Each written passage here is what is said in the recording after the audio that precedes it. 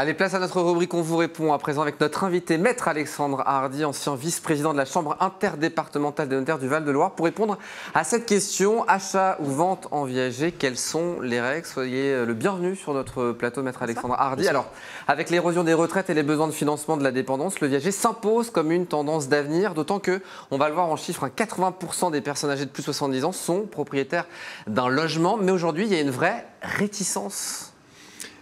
Il faut reconnaître que c'est un système de vente qui est un peu inquiétant en réalité, parce que vous avez donc un vendeur qui vend à un acquéreur, et l'acquéreur paiera le prix pendant toute la vie de son vendeur. Donc évidemment pour l'acquéreur, plus le décès survient tôt, moins il paiera, et quand on est vendeur, on se dit, ben mince, en fait on compte sur mon décès.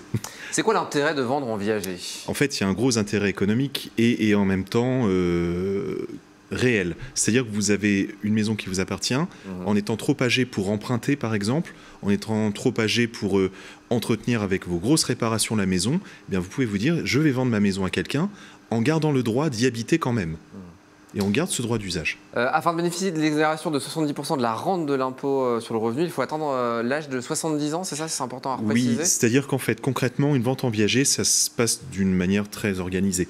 D'abord, on part du prix de vente de la maison. On en enlève ce que vaut le droit d'usage que le vendeur va garder pour lui. Donc l'acquéreur paie moins cher, puisqu'il n'occupe pas les lieux, il ne veut pas les louer. Et ce prix de vente que l'acquéreur doit payer, il le paie de deux manières. En versant une partie comptant immédiatement, on appelle ça le bouquet. C'est comme si on faisait un cadeau au vendeur pour devenir propriétaire. Et le reste du prix, on le paie mensuellement avec des rentes. C'est la fameuse rente, dont le montant en fait n'est pas fixé à l'origine, dans le sens où on va déterminer ce que vaut la rente mensuellement d'après l'espérance de vie du vendeur, d'après son sexe, d'après l'âge qu'il a, d'après le fait qu'il vive en couple ou seul. Tout ça, c'est un impact sur l'espérance de vie, et la rente est fixée avec ces éléments-là. Et on la paiera en tant qu'acquéreur tant que la personne qui a vendu sera vivante. Alors, qui peut acheter en viager déjà? Tout le monde? Oui, théoriquement tout le monde. Après, c'est une question de profil. D'abord, il faut que ce soit un système avec lequel on soit à l'aise quand on achète, parce que ce n'est pas forcément toujours le cas. On remarque quand même que régulièrement, les acquéreurs et les vendeurs dans ce genre d'opération créent un lien entre eux, plus que simplement économique et juridique. Ça crée un lien personnalisé, donc quelque part, c'est assez positif.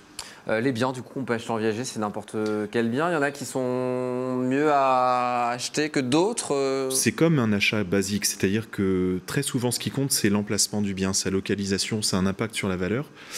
Ensuite, économiquement, ça peut être intéressant pour un acquéreur, puisqu'il paiera moins cher, et en même temps, satisfaisant pour le vendeur qui va rester chez lui en touchant un prix tout de suite. Il faut quand même avoir à l'esprit, quand on est vendeur, qu'en vendant son bien, c'est une véritable vente qui est définitive, donc le bien sort du patrimoine. Quand on décède, par exemple, les héritiers n'héritent pas du bien, il a disparu, il a été vendu. Et si on a défini un prix d'achat avant, est-ce qu'il est possible d'avoir fini de payer avant le décès de la personne? C'est extrêmement rare. Théoriquement, on pourrait dire que la rente sera payée pendant un certain temps fixe, mais d'habitude, c'est lié à l'espérance de vie. Donc le paiement ne s'arrête pas avant le décès. En revanche, on met souvent un indice qui permet de réévaluer la rente en fonction de l'évolution du coût de la vie, par exemple, parce que la rente peut durer très longtemps. Dernière question, il faut réaliser un acte auprès d'un notaire pour évidemment faire appel au viager. Comment ça se passe? C'est quoi les clauses en quelques secondes? Alors, c'est effectivement un acte de vente sur un bien immobilier, donc il faut un acte notarié. Et en dehors même de la simple obligation légale, c'est fortement conseillé parce que, effectivement, il y a des clauses très spécifiques à prévoir. Par exemple, réestimer la rente régulièrement, comme on le disait tout à l'heure, en fonction de l'évolution du coût de la vie. Ensuite, il faut prévoir le pire. Qu'est-ce qui se passe, par exemple, si l'acquéreur arrête de payer sa rente, quelle que soit la raison? Est-ce qu'il ne faut pas prévoir une sanction? La possibilité d'annuler la vente de manière rétroactive pour reprendre le bien qu'on a vendu? Qu'est-ce qui se passe si l'acquéreur revend la maison alors qu'on est toujours vivant? Tout ça, il faut le prévoir. Donc il faut se rapprocher d'un notaire évidemment pour pouvoir finaliser évidemment cet acte notarié. Merci beaucoup Maître Alexandre Hardy d'être venu sur notre plateau.